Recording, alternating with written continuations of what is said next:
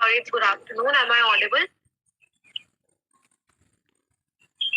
Yes, you are audible, ma'am. Okay, I welcome all the participants to the first National Poetry Competition organized by Lucknow University Cultural and Sports Committee. As you all are aware, Lucknow University Cultural and Sports Committee is a committee of new campus, and it comprises all the faculties of law, engineering, and ITS management, and we organize different competitions. It is our first online competition because of the COVID, as you all know, and we organize several more events. As I told you yesterday on the group also, that we have a fest, Sanskriti Surbi. तो वो हमारी 3 दिन की fest होती है, उसमें भी अलग अलग कॉम्पिटिशन्स होते हैं. So we are just waiting for the judges to come. As soon as they join, we'll start with the event.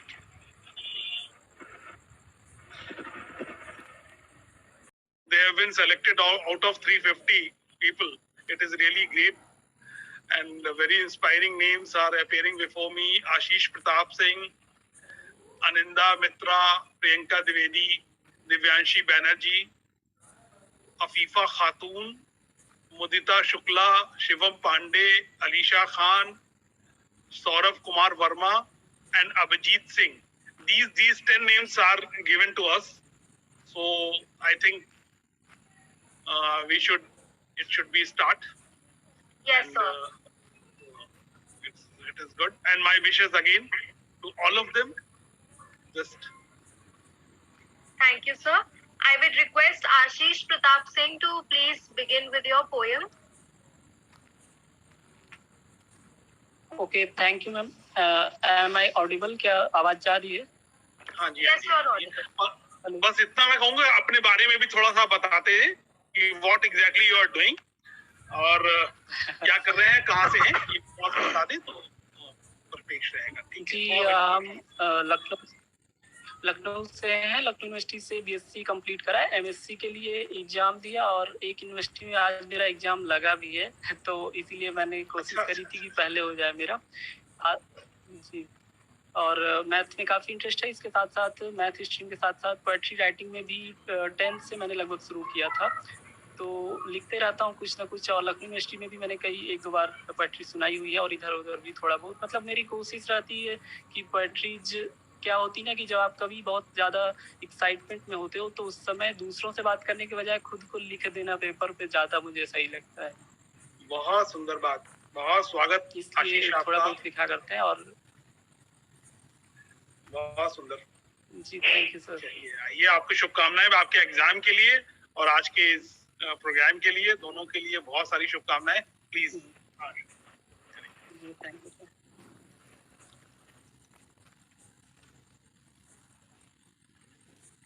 तो शुरू करें सर? हाँ प्लीज.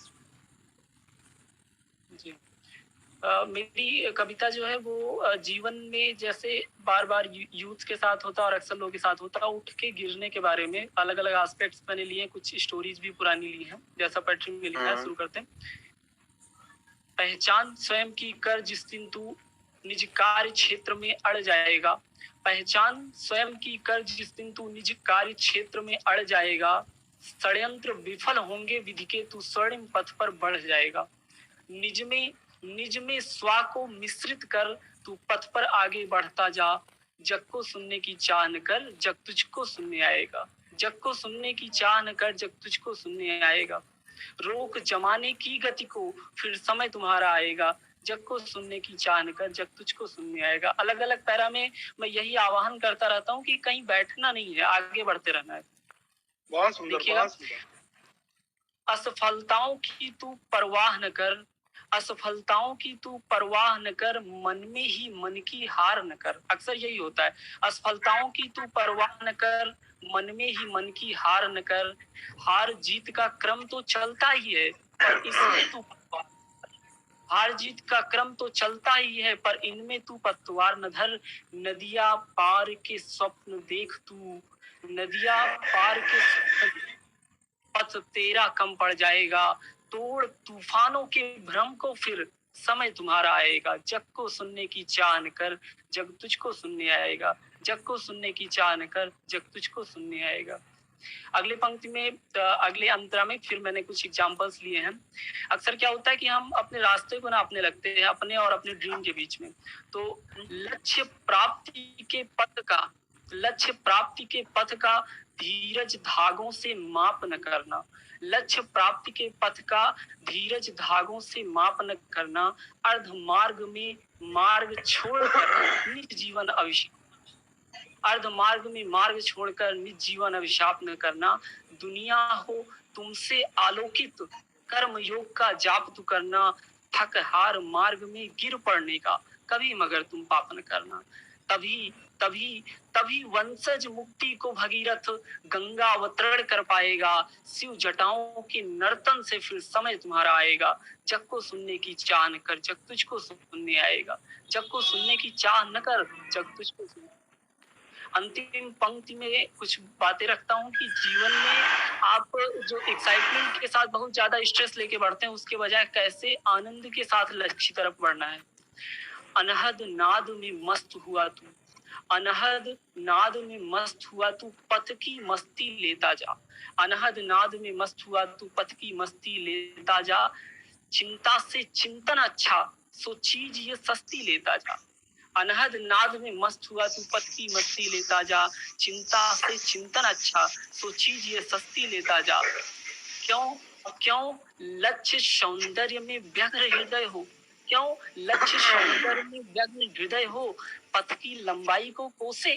क्यों लक्ष्य सौंदर्य में व्यग्र हृदय हो, पथ की लंबाई को कोसे। तू पथ के कांटों को ही मंजिल कर, फिर हर क्षण मंजिल लेता जा। तू पथ के कांटों को मंजिल कर, फिर हर क्षण मंजिल लेता जा। यूं चलते रहने से लक्ष्य स्वयं चलाएगा। यूं चलते रहने से लक्ष्य स्वयं चलाएगा। चरय वेती के मंत्रोच्चारण से फिर समय तुम्हारा आएगा। जग को सुनने की चाह न कर, जग तुझको सुनने आएगा। आज के समय में क्या है ना, सबसे बड़ी बीमारी है, सबसे बड़ा रोग क्या कहेंगे लोग। तो मैं यही कोशिश करता हूँ अपनी कविता में कि इस रोग को आप दूर करें अपने जीवन में। किसी भी बाधा से नहीं डरना है, लोगों की परवाह नहीं करनी है, अपने लक्ष्य की तरफ। जिस दिन पहले अंतरे में यही कहा कि पहचान स्वयं की कर, जिस दिन तू निज कार्य क्षेत्र में अड़ जाएगा। जिस दिन आप अपने कार्य क्षेत्र में लग गए, षड्यंत्र विफल होंगे विधि के, तू स्वर्णिम पथ पर बढ़ जाएगा। षड्यंत्र विफल होंगे विधि के, तू स्वर्णिम पथ पर बढ़ जाएगा। तो मैंने कोशिश करी है अपने विचारों। बहुत सुंदर आशीष, आपने सारी चीजें कवर की है। नवीनता भी है, क्रिएटिविटी भी है, कंटेंट भी आपका बहुत सुंदर है। और इस तरह की रचनाएं तो आजकल जरूरत है समाज को, और नवीनता इस तरह की बरकरार रखें। प्रेजेंटेशन आपका बहुत सुंदर है। तो चलिए, बहुत सारी शुभकामनाएं। और